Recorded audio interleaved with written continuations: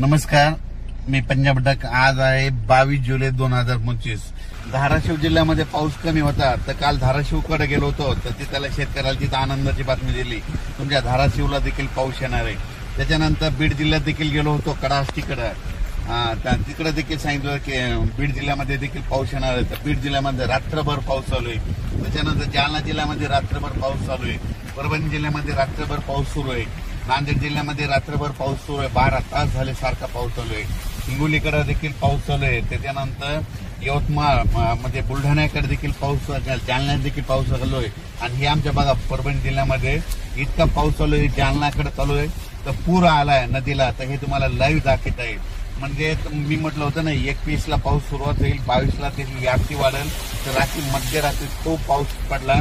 आणि हे पाहू शकता आता या ठिकाणाहून राज्यात। परत सांगतो की राज्यामध्ये 21 जुलै, 22, 23, 24, 25, 26, 27 तारखेपर्यंत राज्यात जोराचा पाऊस पडणार आहे।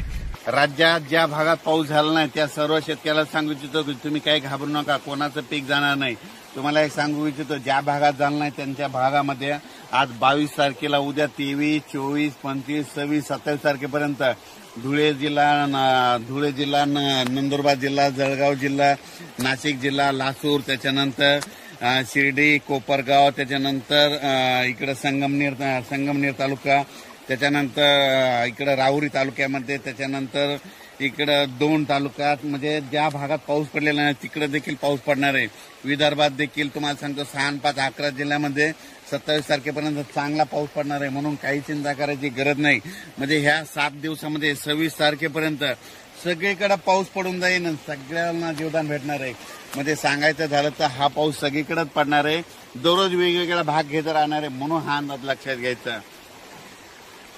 अचानक वातावरणात बदल झाला तर लगेच एक मेसेज दिला जाईल। धन्यवाद। नमस्कार, मी पंजाब डक। आज आहे 22 जुलै 2025।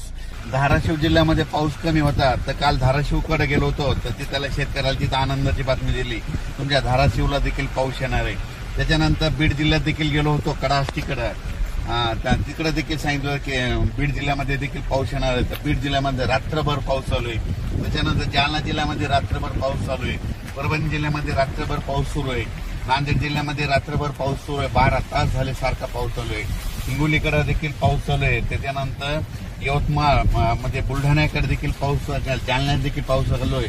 आणि हे आमच्या बघा परभणी जिल्ह्यामध्ये इतका पाऊस चालू आहे, जालन्याकडे चालू आहे, तर पूर आलाय नदीला। तर हे तुम्हाला लाईव्ह दाखवत आहे। म्हणजे मी म्हटलं होतं ना, 21 ला पाऊस सुरुवात होईल, 22 ला त्याची व्याप्ती वाढेल, तर रात्री मध्यरात्री तो पाऊस पडला। आणि हे पाहू शकता आता या ठिकाणाहून राज्यात। परत सांगतो की राज्यामध्ये 21 जुलै, 22, 23, 24, 25, 26